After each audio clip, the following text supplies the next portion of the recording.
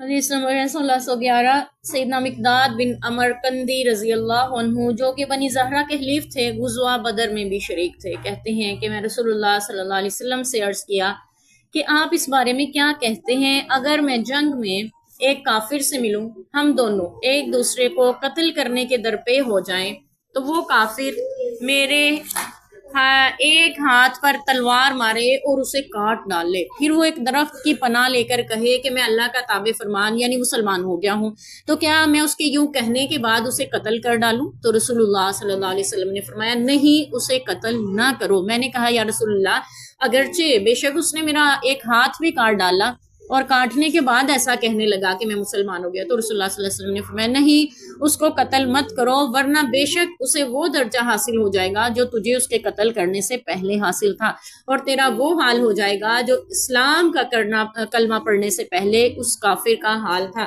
یہاں پہ اس حدیث مبارکہ میں ہمیں یہ درس مل رہا ہے کہ جس نے بھی زبان سے لا الہ الا اللہ کا اقرار کر لیا اس کو مسلمان ہی سمجھا جائے گا، اور لا الہ الا اللہ محمد الرسول اللہ جو یہ اقرار کرتا گواہی دیتا ہے اس کی زبان کے اس کے ظاہر پہ ہی فیصلہ کیا جائے گا، اس کے باطن کا اس کے دل کا حال اللہ کے ذمے ہے۔ یہاں تک کہ اگر میدان جنگ میں بھی وہ شخص ہے اور اس نے کسی مسلمان کو نقصان بھی پہنچا دیا اور اس کے بعد وہ کلمہ پڑھ رہا ہے، چاہے کسی کو یہ لگ رہا ہے کہ وہ صرف جان بچانے کے لیے ایسا کر رہا ہے، تب بھی اس کے اقرار پر اعتبار کر کے اس کو چھوڑ دیا جائے گا، اسے قتل نہیں کیا جائے گا۔ کیوں؟ اللہ تعالیٰ نے ہمیں ظاہر کے مطابق ہی فیصلہ کرنے کا حکم دیا، کسی کے باطن کے پیچھے پڑنے کی اجازت شریعت ہمیں نہیں دیتی ہے۔ اس کے بارے میں ہم پہلے بھی ایک واقعہ ذکر کر چکے ہیں جس میں صحابی رسول نے غلطی سے کیا کہ شخص کو قتل کر دیا تھا جو لا الہ الا اللہ پڑھ رہا تھا، تو یعنی وہ آپ کے عرض کرنے لگے اللہ کے رسول وہ تو جان بچانے کے لیے ایسے کرا، آپ نے فرمایا تو نے اس کا دل چیر کے دیکھا تھا کہ وہ جان بچانے کے لیے کلمہ پڑھ رہا ہے یا دل سے پڑھ رہا ہے؟ ٹھیک ہے، آپ کسی کا دل چیر کے بھی دیکھیں نا تب بھی نہیں پتا چلے گا، ٹھیک ہے۔ تو بہرحال ظاہری طور پہ جو مسلمان ہیں ان کو مسلمان ہی سمجھا جائے، باقی دلوں کے حال اللہ جانتے ہیں اور اللہ تعالیٰ نے خود ان کا حساب لینا ہے۔ جو اللہ و آخرت پہ ایمان رکھتے ہیں، ایمان کے وہ تمام عقائد جو شریعت نے ہمیں دیے ہیں، انبیاء پر، کتابوں پر، فرشتوں پر، رسولوں پر، اور اچھی بری کی تقدیر کے اللہ کی طرف سے ہونے پر، یوم حساب پر ایمان رکھتے ہیں، اور اس کے ساتھ نبی پاک صلی اللہ علیہ وسلم کو اللہ کا آخری رسول مانتے ہیں، وہ سب مسلمان ہیں اور ان کو مسلمان ہی مانا جائے گا۔ ان کے معاملات، ان کے حالات، ان کے اندر کی تمام اعمال کا تعلق اللہ تعالیٰ سے ہے، وہ جیسے چاہیں کریں، اللہ ان سب کے حال سے اچھی طرح واقف ہے۔ جو بھی اللہ کی وحدانیت کو مانتا ہے، رسول اللہ صلی اللہ علیہ وسلم کو آخری نبی مانتا ہے، ہماری قانون میں بھی اور ہماری شریعت میں بھی وہ مسلمان ہی سمجھا جائے گا۔ تو مقداد بن عمر کندی رضی اللہ عنہ یہ نبی پاک صلی اللہ علیہ وسلم سے بہت بڑے مسئلے کو دریافت کر رہے تھے، اور ہمارے لیے بھی اس میں سبق ہے، جو ہم ایک دوسرے پہ کفر کے فتوے لگا رہے ہوتے ہیں، سوچ سمجھ کے ہمیں بات کرنی چاہیے۔ نبی پاک صلی اللہ علیہ وسلم کی حدیث کا مفہوم ہے کہ جس نے کسی مسلمان کو کافر کہا، کہنے والا کافر ہو جاتا ہے اگر وہ کافر نہیں ہے، ٹھیک ہے۔ تو بہرحال ہاں کسی کا کفر واضح ہے، صریح ہے، آپ کو اس کا علم ہے، اس کے بعد آپ اس شخص پہ کفر کا فتویٰ لگا سکتے ہیں، بصورت دیگر ہرگز کسی کو کافر نہیں کہا جا سکتا۔ تو مقداد بن اسود رضی اللہ عنہ یہ ان کے بارے میں آتا ہے کہ یہ یمن کے نواح میں آباد تھے، حضر موت کے علاقے میں، اور ان کے قبیلے کا نام کندہ تھا، اسی نسبت سے مقداد بن اسود الکندی رضی اللہ عنہ کہلائے۔ وہاں سے اٹھ کر یہ مکہ میں آ کر آباد ہو گئے اور ایک اسود نامی شخص سے منسلک ہو گئے، یا اسود نامی شخص نے ان کی کفالت کی، یعنی ان کو اپنا ساتھی بنا لیا، اس نسبت سے یہ مقداد بن اسود کے بیٹے مشہور ہوئے، جبکہ ان کا نسب جو ہے وہ مقداد بن عمر بن ثعلبہ بن ربیعہ بن مالک ہے۔ اس سے ہمیں یہ بھی پتا چلا کہ کسی کی طرف نسبت کرنا اپنے باپ کے علاوہ جائز ہے، لیکن اس کو اپنا والد کہنا جائز نہیں ہے کہ وہ اس کی اولاد ہے، یہ ثابت کرنا جائز نہیں ہے۔ کسی کو باپ ابا جی کہا جا سکتا ہے، جیسا کہ یہاں پہ بھی مقداد بن اسود ہی مشہور ہے، اور نبی پاک صلی اللہ علیہ وسلم نے ان کی نسبت بدلنے کا ان کو حکم بھی نہیں دیا، ورنہ ضرور بدل دی جاتی۔ वल्लाहु अलम।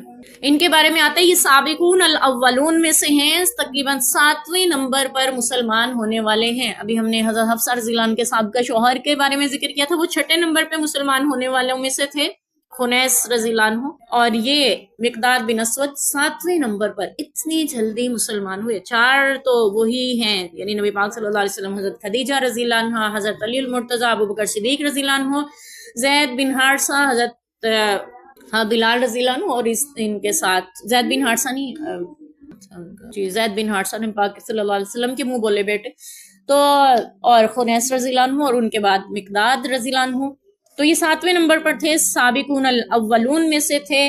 और पहले इन्होंने हबशा की तरफ हिजरत फरमाई और फिर मदीना की तरफ हिजरत की। 2 हिजरतें इनके हिस्से में आई, बदर में भी शरीक हुए, यूं बदरी सहाबी भी थे। इसलिए यहाँ पे भी जिक्र है कि मिक़दाद बिन अमर कंदी रज़ियल्लाहु अन्हु जो हैं वो बदर में भी शरीक हुए। अब्दुल्ला बिन मसऊद रज़ियल्लाहु अन्हु इनके बारे में कहते हैं, काश एक वो जुमला जो मिक़दाद ने कहा था मैंने कहा होता, मुझे ये बड़ी हसरत है। और वो क्या था? वही जो इन्होंने कहा था, अल्लाह के रसूल, हम मूसा अलैहिस्सलाम की कौम की तरह नहीं बनेंगे जो ये कहें आप और आपका रब जाके लड़ें, बल्कि हम आपके दाएं बाएं आगे पीछे हर तरफ से अपने सीने आपके लिए ढाल बनाकर खड़े रहेंगे, आप पे आंच, आपके दीन पे आंच नहीं आने देंगे। और आप सल्लल्लाहु अलैहि वसल्लम इनकी इस बात से बहुत खुश हुए थे। अब्दुल्ला बिन मसूद रज़ियल्लाहु अन्हु कहते हैं, काश ये मैंने कहा होता। मिक़दाद बिन अस्वद रज़ियल्लाहु अन्हु ही हैं जो सबसे पहले घोड़े पर जिहाद किया, जिन्होंने घोड़े के साथ यानी घोड़े पे सवार हुए जिहाद के लिए। मदीना में मुसलमानों के हालात इब्तिदा में बहुत ज़्यादा नाजुक थे, परेशान हाल, और अफलाक और फाकों की नौबत थी। उस दौरान में ये साहबे सुफ़ा में थे और एक दिन फरमाते हैं कि ये बाहर किसी काम से निकले हुए थे, तो एक जगह बैठे, वीरान जगह थी, वहां पे एक चूहा बिल से निकला, उसके मुंह में एक दिनार था सोने का, और वो लाकर उसने चूहे ने इनके पास रख दिया। वो चूहा फिर से बिल में गया और फिर एक दिनार निकाल कर लाया और इनके पास रख दिया।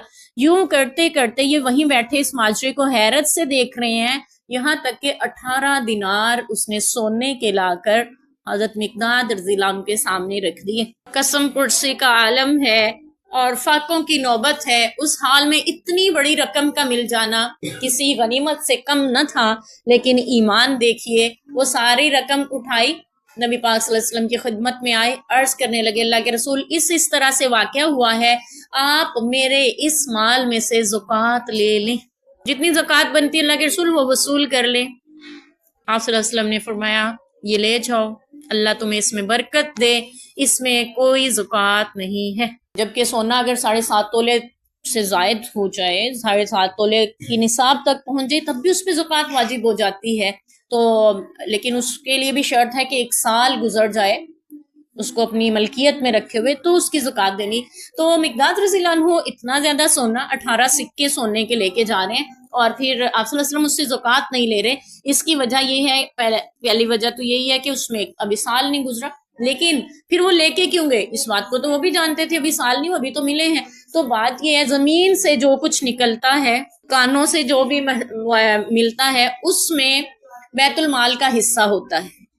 ठीक है, अगर किसी को जमीन में पोशीदा खजाना कोई मिले तो उसमें बैतुल माल का हिस्सा निकाला जाता है खुम्स के हिसाब से, और बाकी माल जो है वो निकालने वाले को दिया जाता है। यानी कौमी खजाने में जमा करवाया जाएगा 5वां हिस्सा उसका, और बाकी निकालने वाले के हिस्से में आएगा। तो आप सल्लल्लाहु अलैहि वसल्लम ने उनसे फिर वो हिस्सा वसूल क्यों नहीं किया?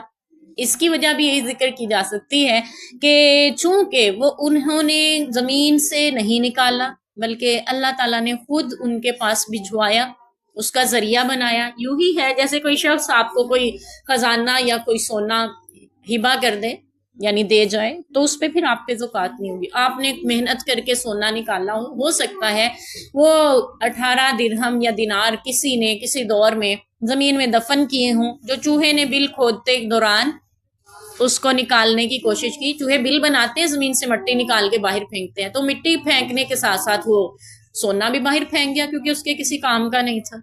जी, इनका ये वाकया सनन इब्न माजा में 2508 हदीस नंबर में जिक्र हुआ है, यानी चूहे ने जो लाके उनको निकाल के दिए थे। बहरहाल वो अपनी बिल बनाते हुए निकाल।